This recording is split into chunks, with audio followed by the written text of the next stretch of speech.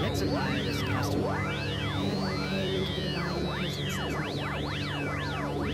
Purified himself in the waters of the sacred lake. He will proceed to awaken the god with his retinue of priests. The god is still sleeping, as every night, in his tabernacle that is sealed every evening. Pharaoh came into the divine presence this morning. He purified himself in the waters of the sacred lake. He will proceed to awaken the god with his retinue of priests. The god is still sleeping, as every night, in his tabernacle that is sealed every evening. Pharaoh came into the divine presence this morning. He purified himself in the waters of the sacred lake. He will proceed to awaken the god with his retinue of priests.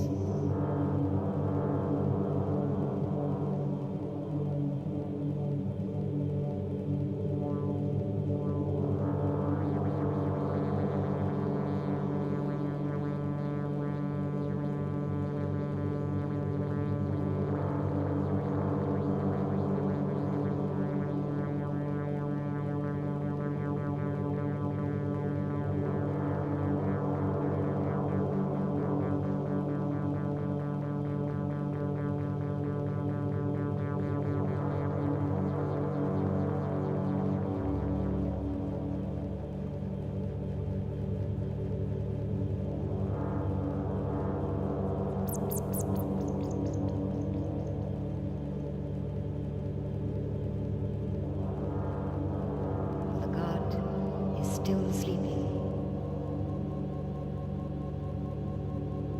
as every night, in his tabernacle that is sealed every night, in his tabernacle that is sealed every night, in his tabernacle that is sealed every night, in his tabernacle that is sealed every night, in his tabernacle that is sealed every night, in his tabernacle that is sealed every night. In his tabernacle that is sealed every night. In his tabernacle that is sealed every night. In his tabernacle that is sealed every night. In his tabernacle that is sealed every night. In his tabernacle that is sealed every night. In his tabernacle that is sealed every night. In his tabernacle that is sealed every night. In his tabernacle that is sealed every night. In his tabernacle that is sealed every night. In his tabernacle that is sealed every night. In his tabernacle that is sealed every night. In his tabernacle that is sealed every night. In his tabernacle that is sealed every night. In his tabernacle that is sealed every night. In his tabernacle that is sealed every night. In his tabernacle that is sealed every night. In his tabernacle that is sealed every evening. Pharaoh came into the divine presence this morning.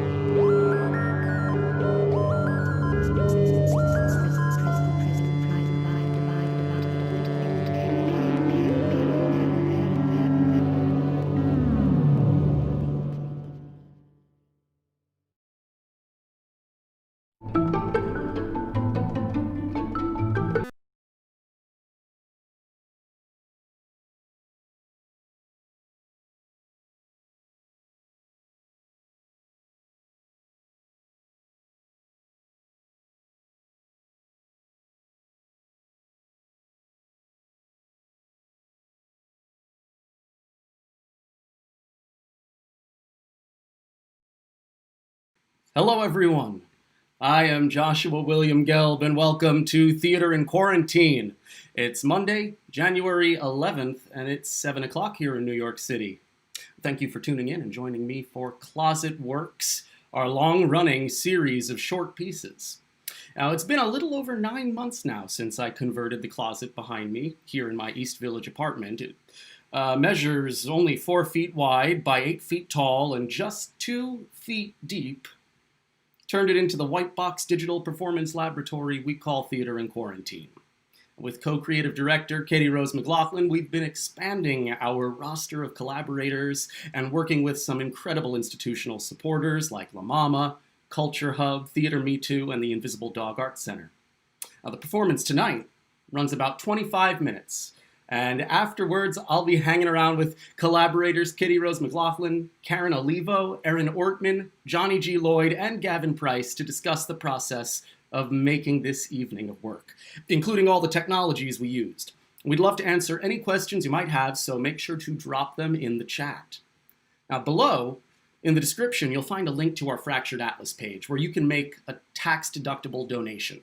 Every single one of your donations goes directly to tonight's collaborators, so please consider helping support this work and all the artists who make this work possible. Now, in fact, now that we are officially part of the YouTube Partner Program, thanks to hitting over 1,000 subscribers and clocking over 4,000 watch hours, you can in fact tip us directly in the chat. And I can see that Emily Pacilio already did, so thank you, Emily. That's the new super chat feature we get. It's super. Thank you so much, Emily. That's amazing, so generous. We love you. Make sure to subscribe to the channel to keep up to date on all of our upcoming shows, and also make sure to check out well, I was about to say we're going to get started in 1 minute, but it looks like we just had some technical difficulties, and I am going to have to restart my computer. So it's going to be maybe 2 more minutes. But I promise you we'll be up and running in a sec. I'll finish the speech, and then I'll go fix the computer, which is restarting as we speak. So you can subscribe to our channel, keep up to date on all of our upcoming shows. You can also make sure to check out some of our crowd favorites, including the recent New York Times critics pick, I Am Sending You the Sacred Face, composed by Heather Christian. And one final reminder that what you're about to see is live. This is not a film or a pre-taped broadcast. This is happening right now in a closet in my apartment in a moment. Let me type my password in. Yeah. So as I said,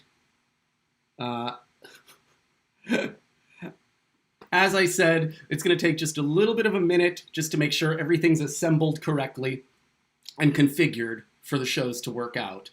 In the meantime, you can scroll down our channel and, figure out, take a look at, we have all those studies at the bottom. They're like a minute long, so, that'll entertain you in the meantime. I will be right back. Thank you.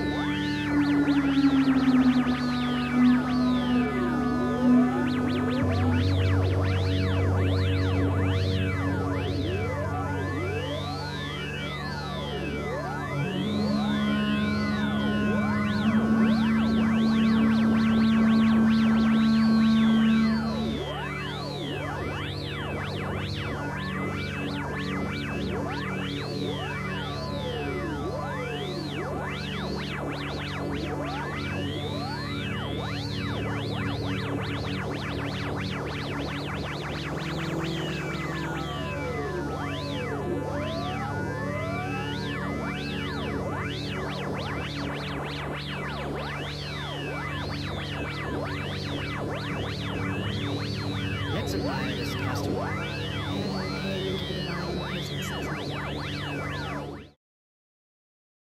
Okay. It's looking like I may have solved it. So I'm going to take a minute break right now, as usual, and I will get into places. Thanks so much for your patience. I really appreciate it. Again, it's live. What can I say? This happens, and what you're about to see tonight is playing with, messing around with the technology a little bit, and what happens when you mess around with the technology? Sometimes the technology messes back. Thanks again. I'm going to take 1 minute just to get into places. I hope you enjoy Closet Works, Volume 8.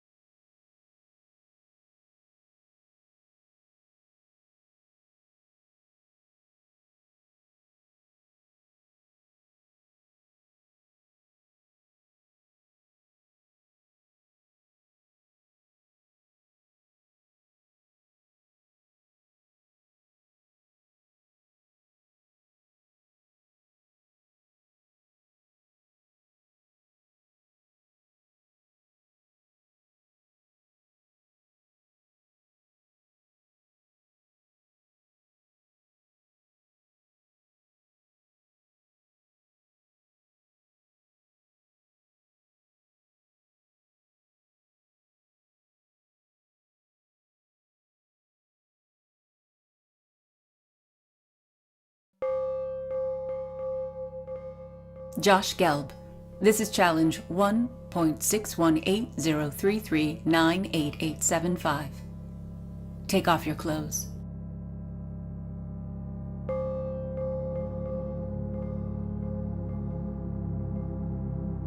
Now Spanx. You can fit into that, right? Just shimmy for now, and we'll go up a size for next time. It's okay, don't worry.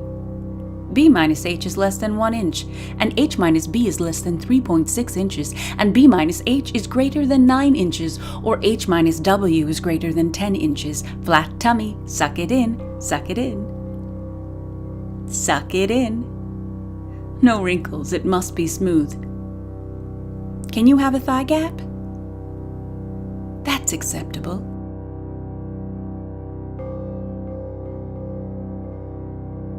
$1.61803398875. $1.61803398875. $1.61803398875. $1.61803398875. 1.618. Waist trainer, please. Every single clasp must be fixed. Be precise, because this is important. Take your time, even though we're already late. Remember, purse your lips. Hi everyone, I'm just going to hold right here for a quick minute. Again, it's just a lot to put together in 2 minutes. But we're so close, and I'm just going to start again at the very top. I'm sorry I gave it away. I'm in a dance belt. All right.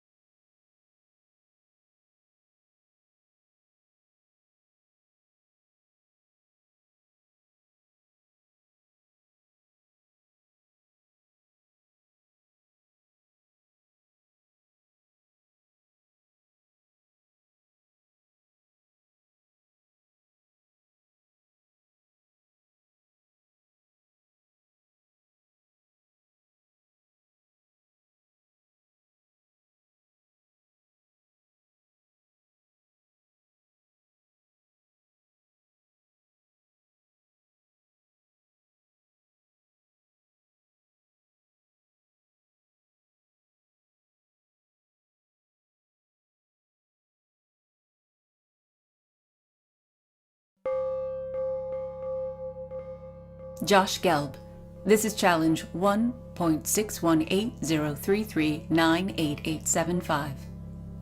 Take off your clothes.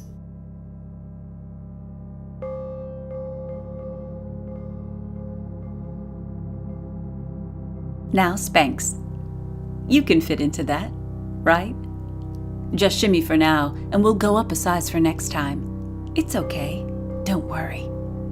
B minus H is less than 1 inch, and H minus B is less than 3.6 inches, and B minus H is greater than 9 inches, or H minus W is greater than 10 inches. Flat tummy, suck it in, suck it in.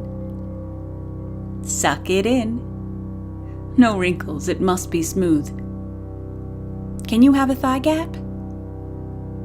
That's acceptable.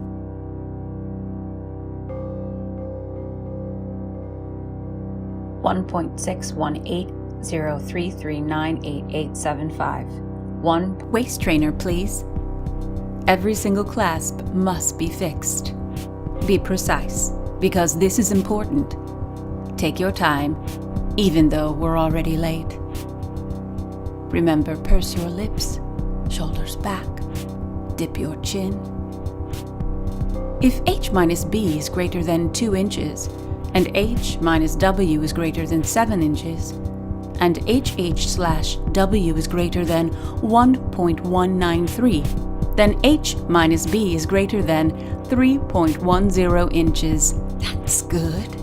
That's right. Ah, aren't you pretty? Do you feel sexy? Great. 1.61803398875. Now the dress. You must enter from the bottom. Make sure you pay attention to the lining. The lining is key. If you don't get the lining, it won't look right. Remember, not to sweat. If you sweat, this will be impossible. If 6 inches and H minus W is less than 9 inches, then B minus H is greater than 3.6 inches, and B minus W is less than 9 inches. If you sweat, it will get harder. So stay calm. It should look effortless. The clothes just drape across you like a Grecian goddess. Can you have a thigh gap? Mind the lining.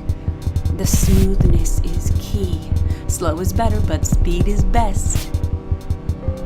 If b minus h is less than 1 inch, and h minus b is less than 3.6 inches, and b minus w is greater than 9 inches, or h minus w is greater than 10 inches, don't forget to lower your gaze while you're looking over your shoulder. Can you make the Spanx invisible? We need them, but can you make them invisible? We need that thigh gap.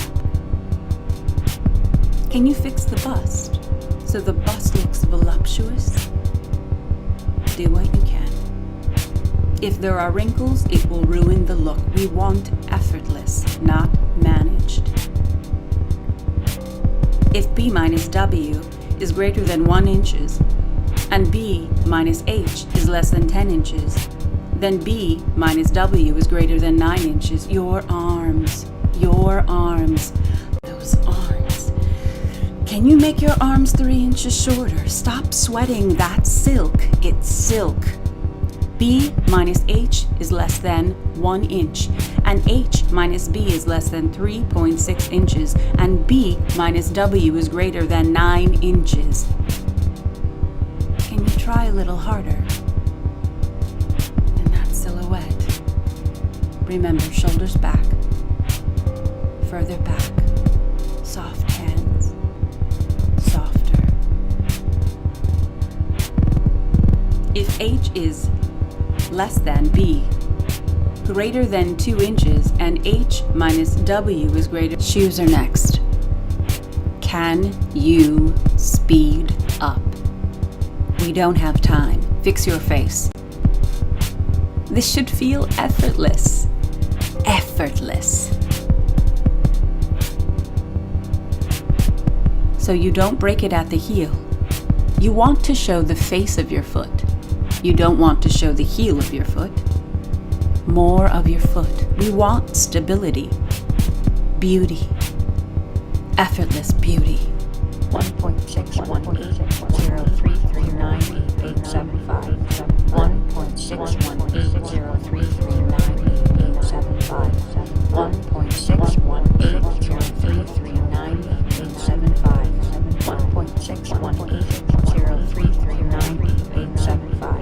1.61803398875. 1.61803398875. 1.61803398875.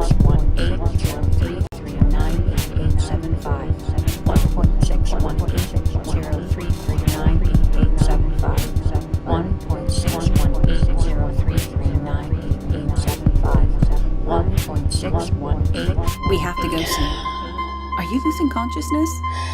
If you wanted to replace yourself, you can still do it. All of your weight is not on the heel. We have to go. You're already late. Smile. Now smile. Now smile again. Where your underwear ends, you get that muffin top situation. Where your brief is, you get a line across the butt.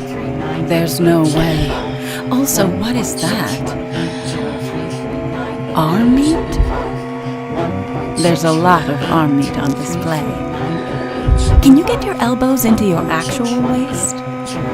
You can't bring them any farther together. Can you relax your ribs? Relax. That's actually really loose. How do you make your neck look more regular? Look over your shoulder. Lower your gaze. Fix your face, Josh. Effortless. You look like a goddess. Are you losing consciousness? Dip your chin. Head askew. Purse your lips. Josh, smile. Josh, there you go. Do you feel beautiful? Are you losing consciousness? Lovely. It should feel effortless. You should look effortless. Wasn't that fun? Aren't you lucky? Such a goddess. Effortless goddess. Are you losing consciousness? Wasn't that fun? Are you beautiful, Josh? Josh? Josh? Have you achieved it?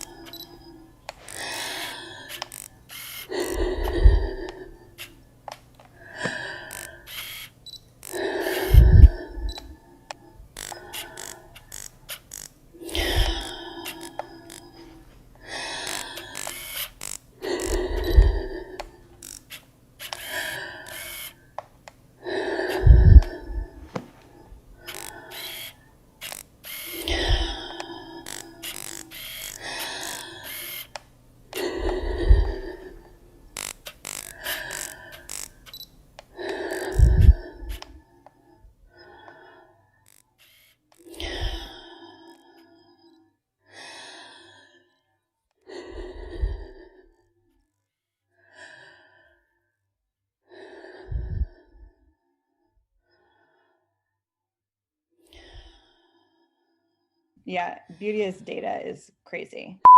These measurements are also making me think of how a tape measure is consistently taken to our bodies. Mm. It's interesting how it is so much ensconced in the theater. I still have these memories of being in makeup class. Karen and I went to the same undergrad, so I don't know, Karen, nothing has changed in all the time that's passed.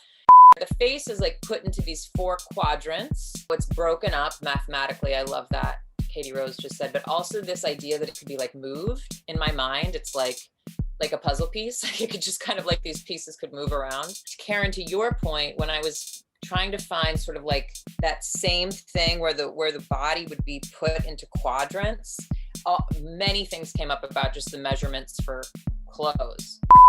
Is there more sensitivity when you're working on a bigger scale? Like when you were getting fitted for, I don't know, something big. Do you mind talking a little bit about that process? I've never really walked into a situation in which the measurements that I've given them have been the measurements that they assume once I'm in the room. And it's different for TV and film. So like for theater, they'll give you extra room, but for TV, they play trick with your brain and you tell them your measurements and then they bring you like 2 sizes too small to sort of goat you into like change your form. Like when I Karen, can you talk Josh through the arm situation? Shoe every single time. I have You tiny fit feet. into my shoes, don't you? Yeah, I have tiny feet. I can go pick up heels and pay less. The other thing is you can hide, like, see how long this is? If I tuck this all the way behind and I only let this come over, it makes my arm look so much shorter. It's like you're doing a magic trick, Karen.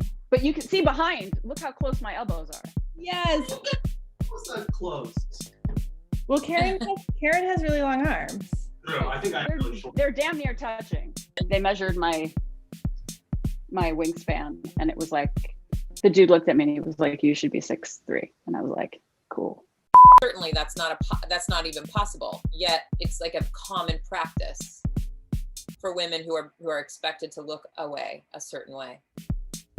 Yeah, how do you make your neck look more like you're just regular?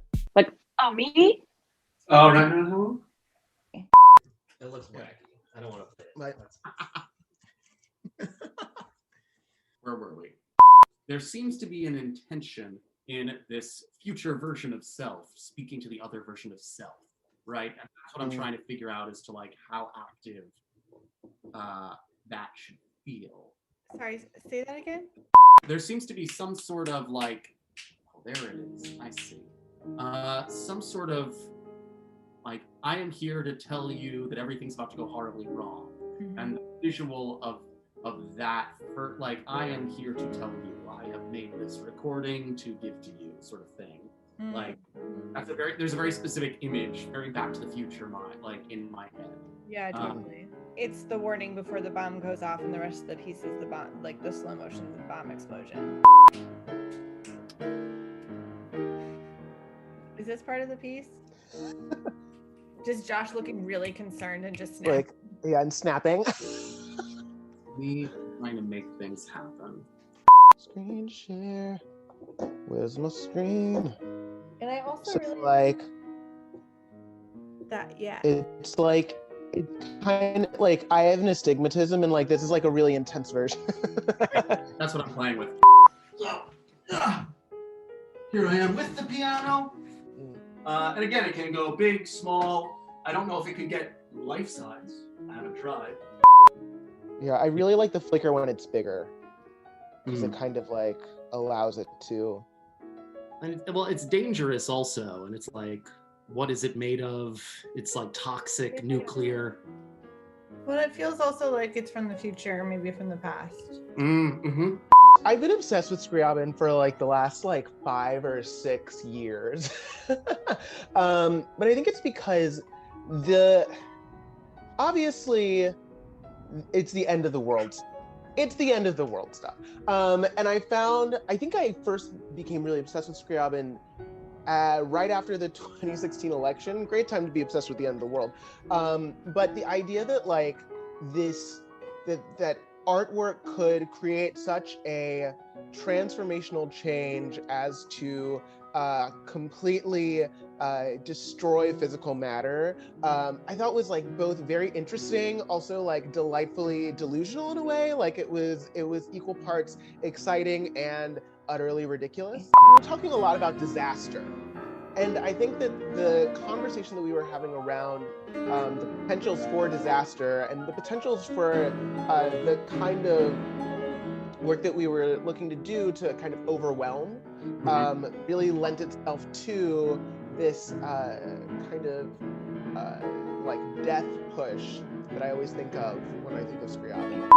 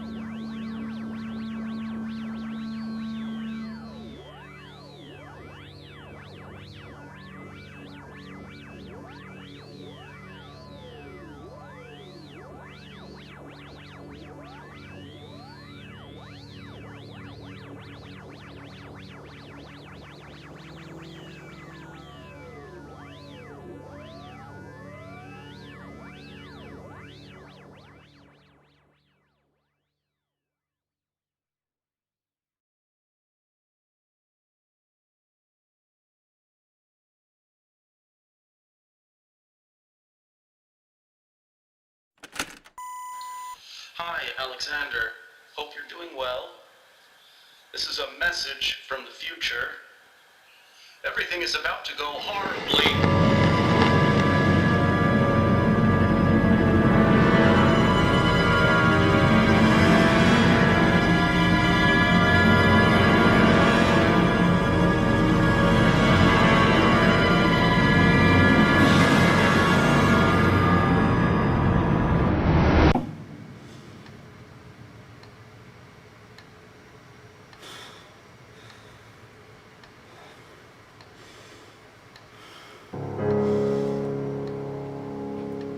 I dream in sound. Some people dream in visual ways, visualizations. I dream in tone, in music. Visualizations and music are the same things to me. Occupy the same landscape, synesthesia. Music, I am a musician, composer. My music is a revolution, a changing of things. My music is a revolution.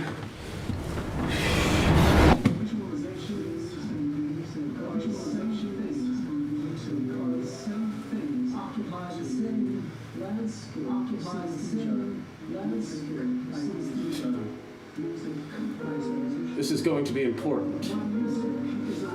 The future is only the future for so long. Remember that. By the time you think of the future as being the future is the past. Time waits for no man. Time is an island. Those are only a couple of sayings. I could come up with more with the urge. Hi, Alexander. Hope you're doing well. This is a message from the future. Everything is about to go horribly.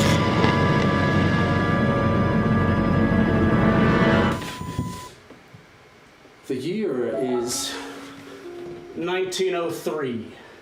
Every day, for years, I have used my synesthesia as an opportunity to dream up a new world, a better world.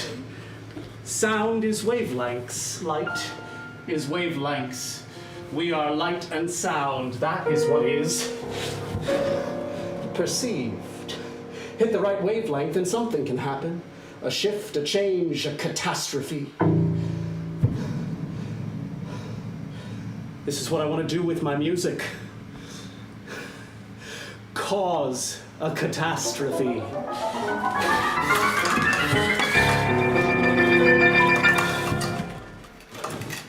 I sit down at my desk. In Russia, I say my name for affirmations, Alexander, Alexander, Alexander. I consider how to cause a catastrophe. I notice that I appear to have received a message from the gods. I begin writing the piece of music I will continue creating for the next 12 years. It is an epic.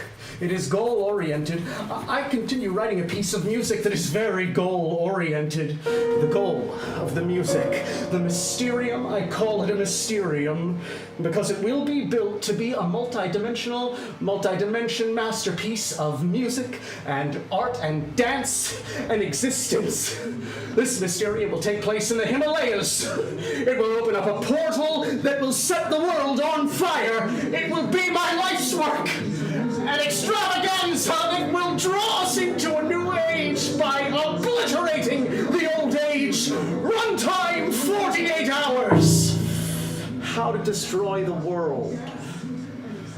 Overwhelm the senses.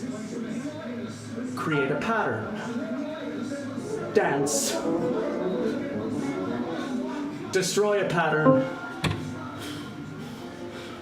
Sing. Travel to the highest mountain. Commune with nature. Pray. Die. Hi, Alexander. Hope you're doing well. This is a message from the future. Everything is about to go horribly.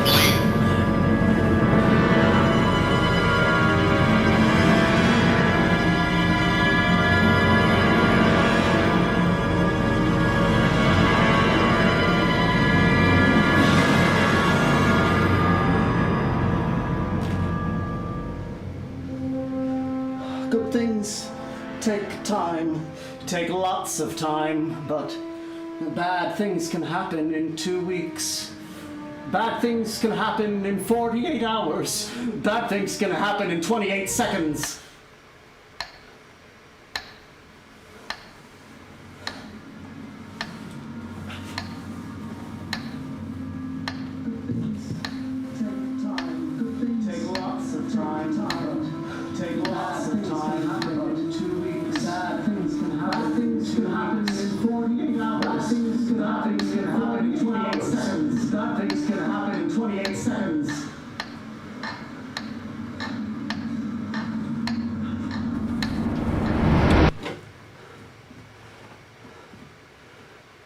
The year is 1915.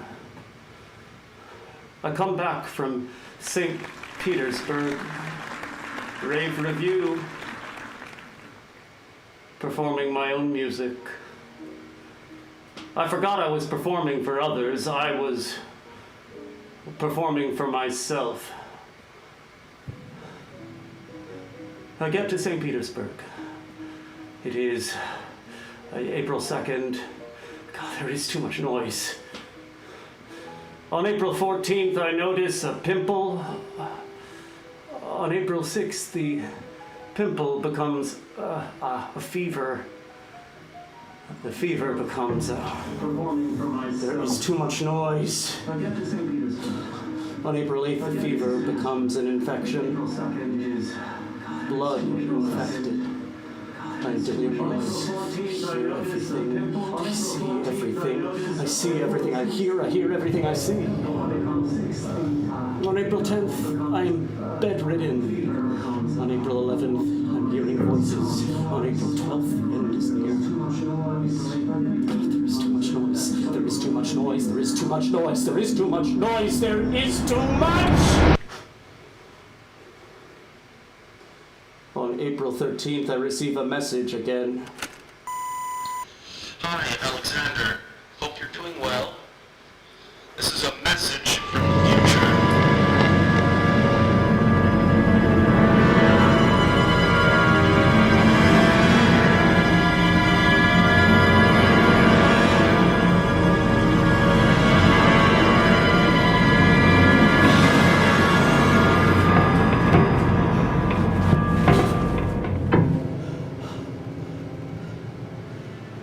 Final moments, what you hear in my mysterium that I did not finish, but I did finish in a way, has brought forward a new age.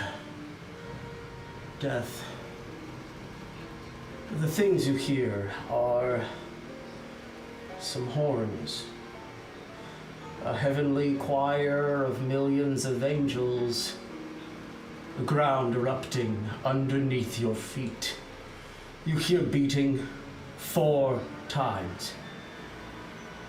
A brief moment, one that was worked on across years, decades, centuries, some might say.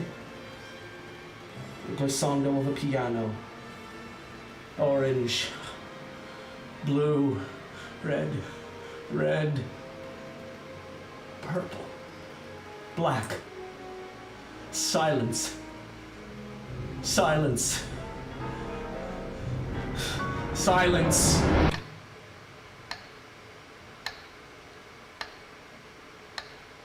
It's all music in the end. It's all music in the end. It's all music in the end. It's all music in the end. It's all music in the end. It's all music. In the end, it's all music.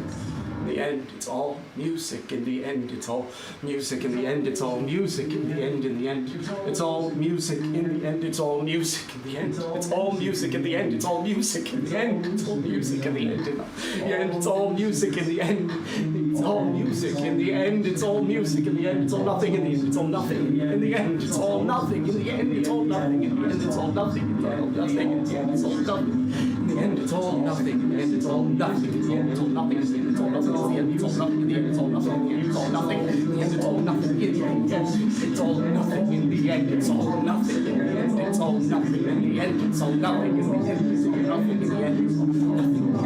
In the end, it's all nothing. In the end, it's all nothing. In the end, it's all nothing. In the end, it's all nothing. In the end, it's all nothing. In the end, it's all nothing. In the end, it's all nothing. In the end, it's all nothing. In the end, it's all nothing. In the end, it's all nothing. In the end, it's all nothing. In the end, it's all nothing. In the end, it's all nothing. In the end, it's all nothing.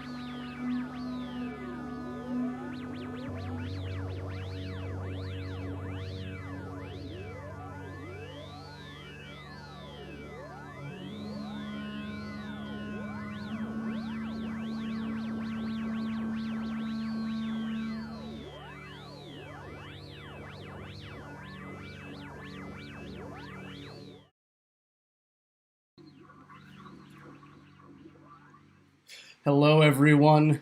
Hello, and thank you all so much again for joining us tonight. We finally did it. It took us a little bit, but we got there. So thank you again for being part of that and being patient. But as always, we're at the whim of certain technologies. As promised, we are going to have a little bit of a talk back now. We're going to bring in Karen and Erin and Katie Rose and Gavin. I'm going to figure out how to do that over Zoom. I think I have to. There we go. And they'll be with you in a moment. In the meantime, again, consider subscribing to the channel. We do pieces every 3 weeks. We've got a piece with Scott R. Shepard coming up in 3 weeks on February 1st, which we're going to start building on Wednesday. But I think you will enjoy it from what I know already. So please subscribe. I want to thank the donors tonight who were donating in the super chat. Sorry, I'm multitasking here. So, joining. So Eric and James and Eric again and Carla and Emily. Thank you all so much. We can also accept donations over at our Fractured Atlas page. But it looks like we have got everyone sort of. Oh, and Johnny's here too. This is wonderful. We have everybody. So I am going to remember how to do this correctly, which I believe is that. And here is the production team from tonight's Closet Works Volume 8. And it worked. Hold on. I realize I need headphones and/or to get undressed entirely. Hold on one sec.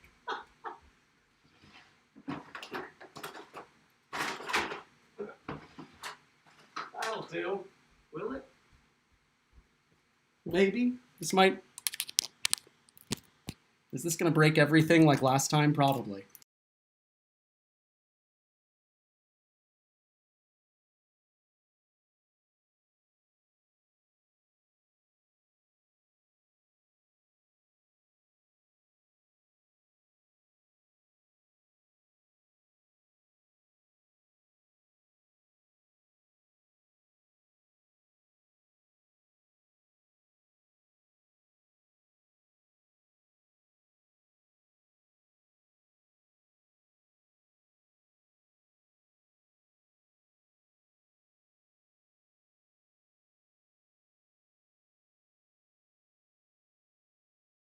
Yes, hello, hello.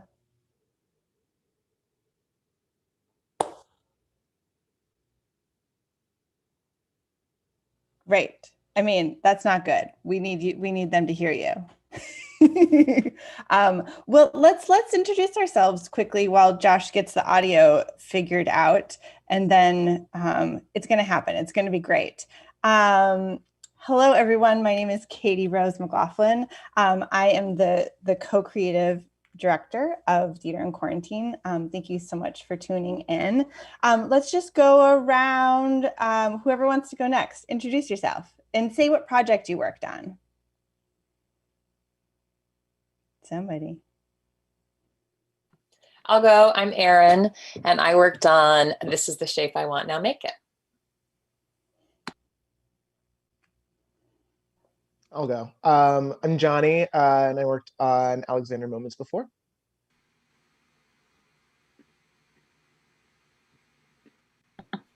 I'm Gavin. I did the sound with John Gasper for This Is the Shape I Want, Now Make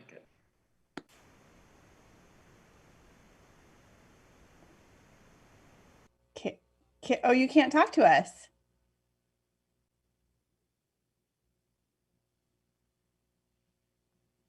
You can't unmute yourself. Oh no, great. Oh no. Oh no. Well, Karen's Maybe here. she can dial back in on her phone. I'll text her. Oh yeah. Oh, great. Can you hear me now? Yes. Yeah. It was gone, and then all of a sudden it showed up. I think I have the technical demons, and I just carry them with me, and wherever I am in space, they are like transmitted. So this has all been my fault, apparently. I'm Karen Olivo. I worked on This Is the Shape I Want, Now Make It.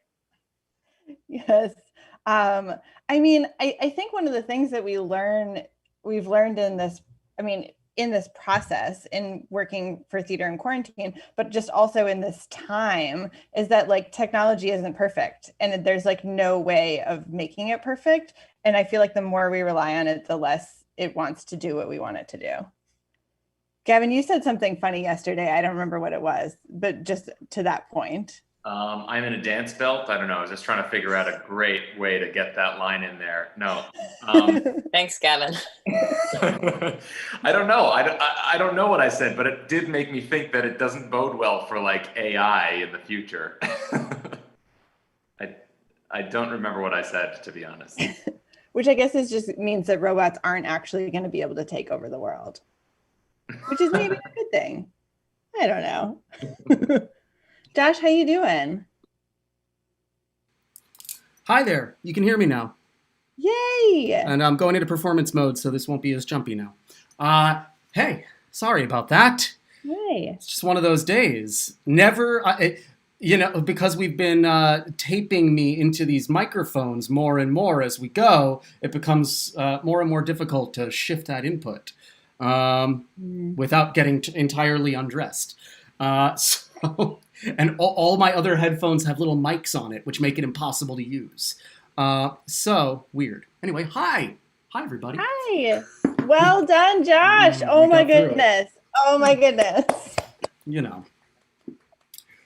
Some days the screen goes blank right as you're doing the introduction, and that is never a good sign. Ooh. But we got there. You're amazing. Whew. So again, we are happy to answer any questions if you want to put them in the chat. Again, thank you to all of you who came out. We'll keep it relatively short because we do have to have another show in an hour and 5 minutes. But I'd love to start this off with, first off, just a question to our guests, Erin, Karen, and Johnny. Johnny, you, of course, you did a very small piece with us many months ago, but you never did any of the live shows. So I guess, what is the experience like? Have you worked remotely before? And, how is this different, or how has this experience been? Yeah, I guess I can start that off.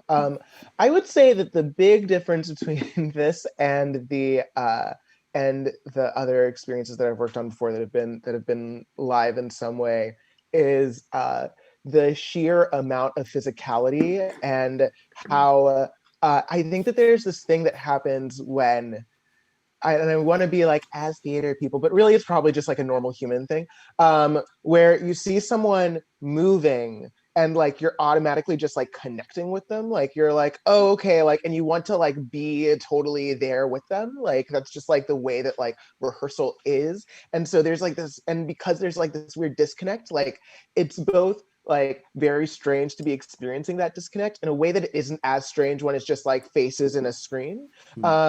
But also it's like very nice to be like, oh, but somebody is moving, somebody's doing things. So I think that's kind of the big difference. But I think that you know the liveness. It's also just like in the little things at a certain point. Like today, like we were like the epic piano save of 2021 that we watched.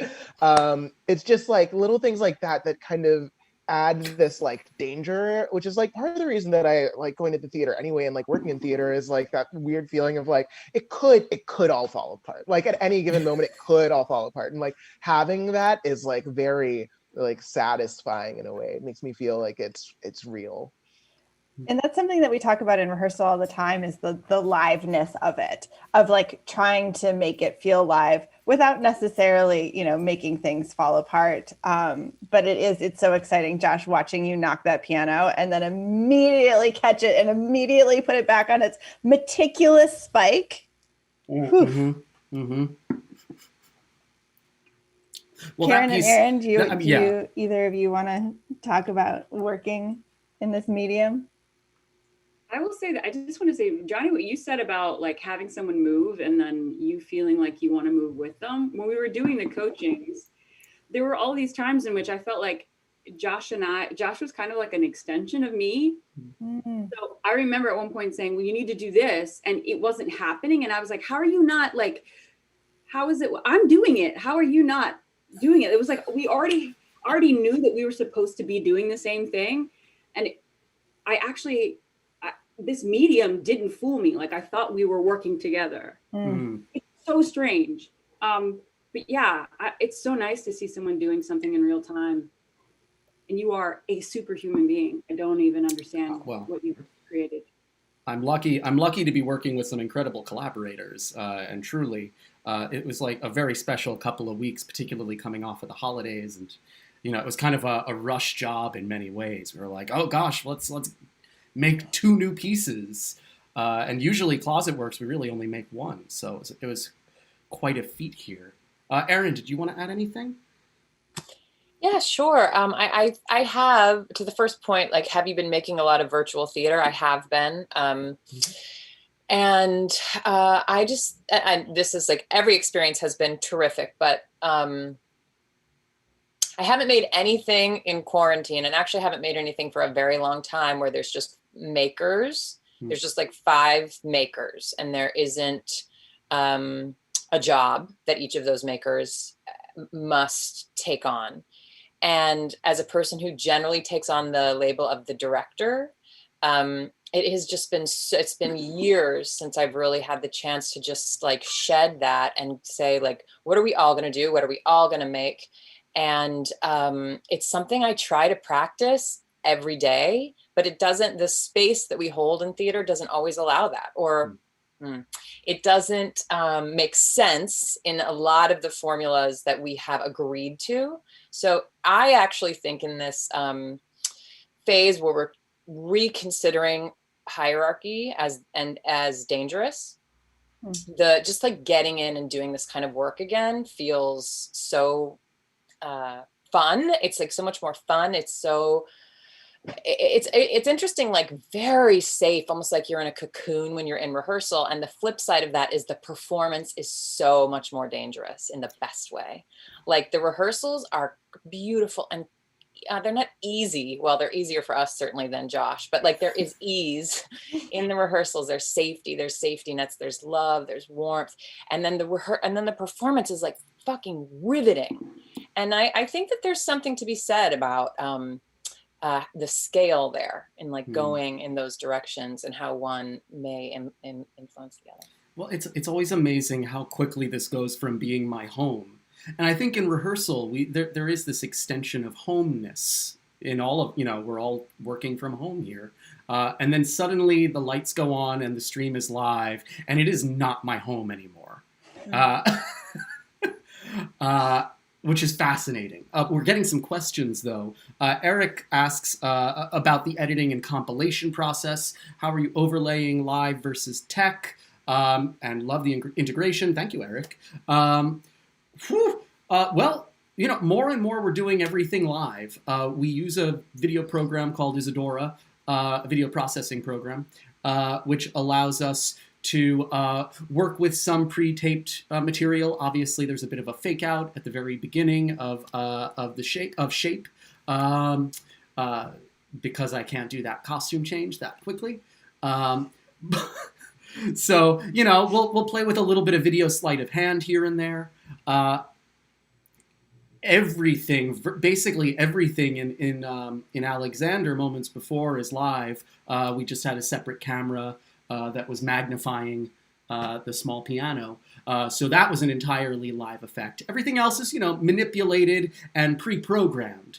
And so I am using these in-ears here, which occasionally you'll see me frantically jam into my head, because if I lose that, I lose the tempo of the entire show. And that's what I'm keeping up with in order to catch all of the video work. And Sarah asks about the music. Gavin, was the music live? No, music was pre-recorded. I wish, although that's a fun conceit though, doing it live, but that, it makes it infinitely more difficult, but also, that challenge, I would be ready and willing to do that challenge. Yeah, it's something we could definitely do. What we've learned trying to remote in live performances is that you have to be a little bit more flexible in terms of the synchronicity. There's sort of an inevitable lag that occurs. We are on the verge of solving the lag from mouth to voice of our remote performers, thanks to Alex Hawthorne, software designer extraordinaire. But that being said, the thing to just keep in mind is sort of a fluidity of time, right? Someone came up with a great term that's slipping my tongue right now. But as long as we're not trying to pretend that things have to be synced up perfectly, there's no reason why we couldn't have live music. Sarah says, that's okay. I was wondering if it would be possible. But, I know a bunch of jazz musicians who are doing quite well with certain software. So it is possible. There's a way to play with one another. We just have to work out the system. And we're working on it. In fact, our next show has a second performer. And so it's a similar issue. Yeah. Yay. Okay.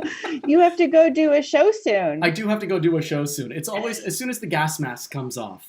That's when it's a little exhausting. And then I have exactly 55 seconds until Alexander. Take that jumpsuit off. Let's go. Take a couple breaths. Mess up your hair. Get ready to go. Yeah, that's about right. Again, if anyone has a last question, we could start to wrap things up, though, because again, I do have to get set and see if I can troubleshoot some things.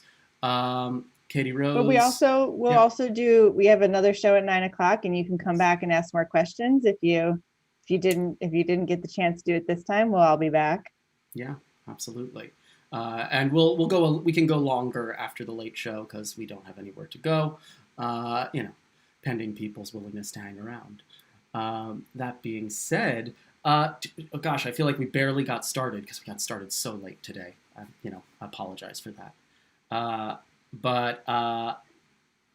So final thoughts feels like we barely got a first thought in. Oh yeah. You Should we know? save that for the 9 o'clock? We'll save that for the 9 o'clock. Okay, Rose, you have a last question for everyone? Oh, maybe what was the most surprising thing that happened? Let's say what was the most surprising thing that happened in rehearsals in terms of working in this medium? Or you could just say in terms of working with this piece. Johnny, you want to go first? Yes, I will go first. So I think the most surprising moment was how easy it is for different people to have different like digital experiences. Because so a lot of what we were playing around with was the kind of the initial seed of the idea was YouTube does a lag that makes things sound weird. Like, how can we use the lag to like do something crazy? And there was a full rehearsal where I was hearing like my sound and sound before my sound. So it was like I was hearing like my sound and also like another sound that was coming from someone else's computer. And so I didn't realize that I was having a wildly different experience of the entire piece than what everyone else was having. And it was so strange to be on the internet and be like, the experience that I just had, I thought was saved and like something that other people could experience, but it wasn't. And it's actually completely gone. And like the internet will not recreate it for me. Like all the tools that I thought I had to like be like, yes, this thing is like trapped in time. Like, no, it is not. It is completely ephemeral. It is already gone. You cannot get it back. Like that was super weird to have that moment. Yeah, that was a crazy moment of rehearsal of being like, wait, I had this experience. What are you talking about? And then trying to recreate it, which was thrilling. Gavin, I know you've worked in the closet a few times. Gavin, you're like a resident sound designer at this point. Yeah, but you know what I really loved about this process was kind of like coming in a little bit late after everybody had done a couple rehearsals, and and I think the surprising moment for me was I was like watching one rehearsal that I thought was a later rehearsal, and a considerable chunk in, I was like, wait a minute, I think I'm watching the wrong rehearsal that's been recorded. But then the beauty was that it was such an incredible distillation of what the piece was, because everybody was kind of coaching Josh as to how to move and stand. And I was like, oh my God, this is such good theater. I got to get this down. And I transcribed it and sent it to everybody. So it was like, it was so surprising, and it was such a good piece of theater. And it was such a happy accident. Amazing. Erin? Yeah, I mean, I just do, I have to say, like, I don't know if surprise is the right word, but like Josh Gelb's well of skill, I would say, is, it's surprising that it like exists on the earth. Okay, so that's one thing. Yes. I just remember that moment that like, of many actually in the process that took my breath away. But it's when we were talking about giving Josh an impossible task that he would never accomplish, which that ultimately kind of fell away. Well, at least in the literal sense with the clothes. But then I made a joke, what I intended to be a complete joke, when I was like, what if we asked him to do something completely impossible? Like, Josh, make your arms 3 inches shorter. Like completely. I thought I was being funny. And Karen immediately was like, oh, I know how to do that. I mean, I don't even think you, Karen, I don't know, I'd have to ask you, but my experience was you didn't process I was kidding. Like you were just, oh, I know how. I mean, it was just like, and then showed us, and the magic trick of like making your arms look shorter, which really ended up being central. And that might be what you were seeing, Gavin, that coaching session, because I had that exact same experience. I was like, okay, if we recorded this is it. Like, this is the thing that we ultimately ended up shaping, but it's just because there was such authority. It was just like obvious to Karen, many ways to transform the body to look something that it is not. So that was surprising, delightful, and very alive for me. Oh my gosh. Yeah. Karen? It's funny that Gavin talks about sort of coming into the process a little bit later. I really kind of feel like we knew where we were going. And then with the addition of Gavin and his observations about what stuck out to him, it started to make me think about everything that we had done before in a completely different way. And like that sort of layered process where people come in at different stages is something that I'd never really thought about. I mean, you always have like producers come in and give you notes at some point, but like someone who's like integral to what we're about to create, coming in and being like 2 steps behind and being like, this is what I'm seeing. And it like starting to form around that moment is so cool. And in this format is also really strange that we could accomplish that when time was of the essence and we're like all on our computers that hate us. That we actually was really crazy to me. Yeah, that's such an interesting. Oh, sorry, Josh. That was so interesting. I feel like these pieces always end up being exactly what they need to be and being built exactly the way they need to be built, but never being able to predict what that process is. Trying to set yourself up for success, but sometimes you never know what's going to happen. I'm so sorry, Josh. Yeah, you got to go and get ready. I'm so sorry. But again, thank you all. I'll see you all a little bit later, or as many of you want to show up. Thank you to everyone who joined us tonight. It's always a thrill. And again, I'm so glad we were able to get it working finally. There is another show at 9 p.m. So if you enjoyed this one, please share the link. The link is right on our channel page. While you're there, consider subscribing. If you enjoyed it, please send us a super chat tip in the chat, or you can also send us a tax-deductible donation over on Fractured Atlas. We have another show coming up in 3 weeks, Scott R. Shepherd, and it's going to be pretty exciting. So I'm collecting dollhouse furniture. That's the only hint. It's not Ibsen, I promise. But that's what we got here at Theater in Quarantine, Monday, January 11th, apparently. Okay, world is crazy, and we're still here. Stay safe, stay healthy. Thank you to all of you. Thank you to all at home, and have a great night.